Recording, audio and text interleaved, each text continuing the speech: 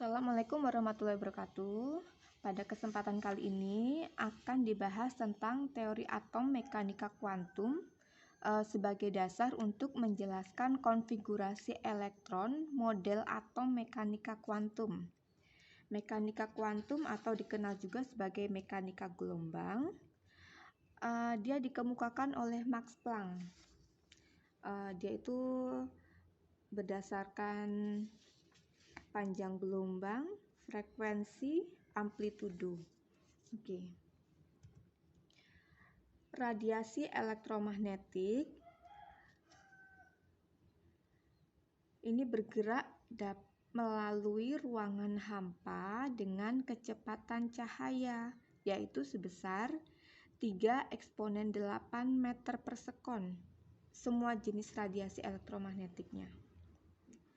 Apabila unsur dipanaskan, akan membara dan selanjutnya memancarkan cahaya dengan warna tertentu. Kemudian, setiap unsur hanya akan menghasilkan gelombang elektromagnetik dengan panjang gelombang tertentu. Spektrum lengkap yang dihasilkan oleh cahaya matahari dikenal sebagai spektrum yang kontinu. Sementara yang dihasilkan oleh unsur, dia terpisah antara satu garis warna dengan garis warna yang lainnya, sehingga disebut dengan spektrum garis.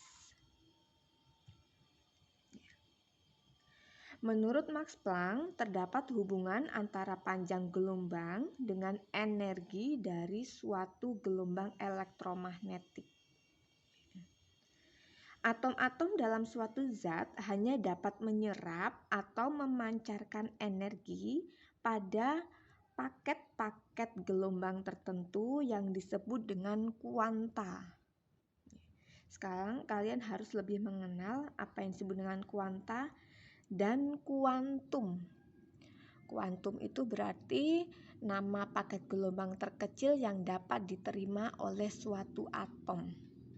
Nah, besarnya energi kuantum ini oleh Planck dinyatakan oleh energi sama dengan E sama dengan H dikali dengan F. Gitu. Di mana H itu adalah tetapan Planck yang besarnya 6,63 eksponen min 34 Joule per sekon. E-nya energi. Kemudian F-nya adalah frekuensinya. Model atom mekanika kuantum atau mekanika gelombang ini ada beberapa teori juga yang mendukung. Yang pertama ada prinsip ketidakpastian Heisenberg. Jadi si Heisenberg ini menyatakan bahwa apabila letak suatu atom, elektron itu dapat ditentukan secara pasti, tapi kita tidak bisa menentukan kecepatannya secara pasti. Demikian pula sebaiknya, jika kita bisa menentukan kecepatan suatu elektron, kita tidak bisa menentukan letaknya secara pasti. Seperti itu. Kemudian ada juga ilmuwan yang namanya de Broglie, berdasarkan teori yang dikemukakan oleh Planck, diketahui bahwa lintasan elektron tidak dapat lagi digambarkan sebagai suatu garis melingkar seperti yang digambarkan Niels Bohr. Pada pertemuan sebelumnya kan saya sampaikan bahwa pada model atomnya Bohr, inti itu ada di tengah, kemudian ada lintasan seperti tata surya itu ya, di mana elektron itu muterin inti. Tetapi kalau sekarang tidak bisa, karena polanya bukan lintasan lagi, tetapi mengikuti pola gelombang. Gelombang itu muter-muternya nggak genah, jadi belak-belok gitu. Ada juga yang namanya Erwin Schrödinger, ilmuwan yang namanya Erwin Schrödinger, dia seorang fisikawan juga. Dia mengemukakan persamaan gelombang Schrödinger hingga memunculkan fungsi gelombang, di mana persamaan gelombang Schrödinger itu adalah pola gelombang partikel yang bergerak yang melibatkan perilaku partikel sebagai massa dan gelombang. Berdasarkan fungsi gelombang, nanti akan didapatkan istilah yang namanya orbital. Orbital bentuk ruang dan energi dari gerakan elektron. Atau dapat kita sederhanakan seperti ini. Orbital merupakan tingkat energi dari suatu ruang yang mempunyai peluang terbesar atau kebolehjadian terbesar untuk menemukan elektron di sekitar inti atom. Oke. Orbital atau kumpulan beberapa orbital dari elektron disebut subkulit. Sementara gabungan dari beberapa subkulit disebut dengan kulit. Kulit sama seperti pada model atomnya si Bohr ya, kulit. Nah, ternyata di dalam kulit itu ada subkulit, di dalam subkulit itu ada orbital. Begitu. Di sini ada istilah yang namanya bilangan kuantum, di mana bilangan kuantum itu merupakan penyelesaian persamaan dari gelombang Schrödinger yang tadi. Bilangan kuantum itu bisa kita istilahkan sebagai alamatnya elektron. Nah, bilangan kuantum itu ada 3 yang utama yang saling berhubungan. Yang pertama ada bilangan kuantum utama, kemudian ada bilangan kuantum azimut, ada bilangan kuantum magnetik. Yang pertama, bilangan kuantum utama dilambangkan dengan huruf N. Dia menentukan besarnya tingkat energi suatu elektron yang mencirikan ukuran orbital. Nilai N-nya sesuai dengan besarnya energi pada orbit atau kulit elektronnya. Jadi nanti kalau ketemu kulit itu berarti nilainya segitu. Kulit pertama berarti nilai bilangan kuantum utamanya adalah pertama, 1 gitu. Kulit kedua berarti bilangan kuantum utamanya 2. Dan seterusnya. Kemudian yang kedua ada bilangan kuantum azimut atau disebut juga dengan momentum sudut, dilambangkan dengan huruf L. Bilangan kuantum azimut ini memberikan informasi tentang bentuk orbital. Ternyata orbital itu bentuknya berbeda-beda. Nanti harus kalian pahami dan harus bisa menggambarkannya. Bilangan kuantum azimut ini digunakan untuk menjelaskan terjadinya beberapa garis spektrum bila sebuah garis pada spektrum atom hidrogen dilewatkan pada medan magnet. Kita anggap bahwa kulit elektron atau tingkat energi pada model atom Bohr mempunyai 1 atau beberapa subkulit dan nilai bilangan azimut ini sebagai penanda terhadap jenis subkulitnya. Nilai bilangan kuantum azimut atau L adalah mulai dari 0 hingga N-1. Nih, nilai L-nya itu 0 sampai N-1 untuk setiap subkulit.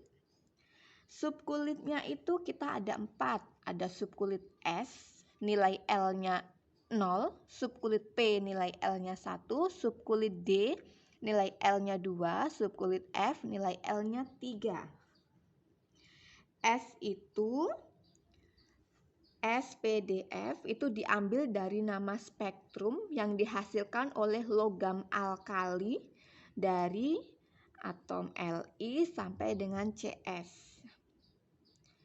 Yang ada 4 deret ini, deret S, sharp, tajam. Kemudian yang kedua, principal, utama. Yang ketiga, diffuse, kabur.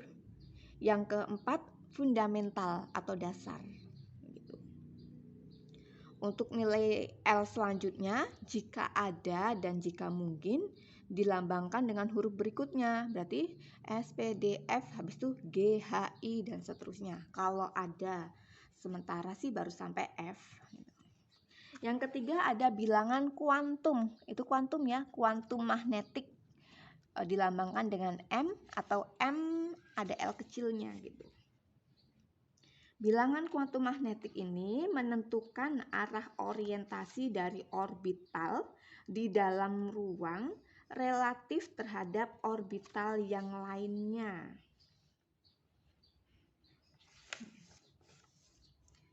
Jadi ada keterkaitan nanti ya antara bilangan kuantum utama, azimut, dan bilangan kuantum magnetik. Bilangan kuantum magnetik ini nilainya mulai dari ini L, bukan 1 ya, min L sampai 0 sampai plus L. Kalau L-nya 1 berarti min 1, 0 plus 1. Kalau L-nya 3 berarti min 3, min 2, min 1, 0, plus 1, plus 2, plus 3. Begitu. Oke. Nah, ini ada satu lagi namanya bilangan kuantum spin, dilambangkan dengan S, atau ada yang menuliskan MS kecil. Ini terlepas dari pengaruh dari bilangan kuantum sebelumnya, bilangan kuantum yang L. Dia hanya menandai arah putaran elektron pada sumbunya. Kalau arah putaran berarti ada yang searah jarum jam, ada yang berlawanan arah jarum jam, begitu. Sehingga posisi elektron itu gerakannya stabil. Nilai S itu ada yang plus setengah dan ada yang min setengah.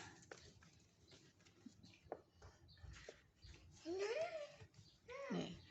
Kemudian nanti akan kita pelajari lagi konfigurasi dari model atom dari mekanika kuantum. Kalian ingat kembali bahwa yang namanya konfigurasi itu penataan elektron dalam suatu atom ataupun susunannya, susunan elektron. Dan dia konfigurasi ini akan berbeda-beda untuk setiap atom. Jadi dia pasti khas. Pada konfigurasi elektron ini nanti akan ada 3 hal yang perlu diperhatikan. Yang pertama, aturan Aufbau. Aufbau itu artinya membangun. Jadi berdasarkan prinsip Aufbau ini, di dalam elektron yang ada di dalam atom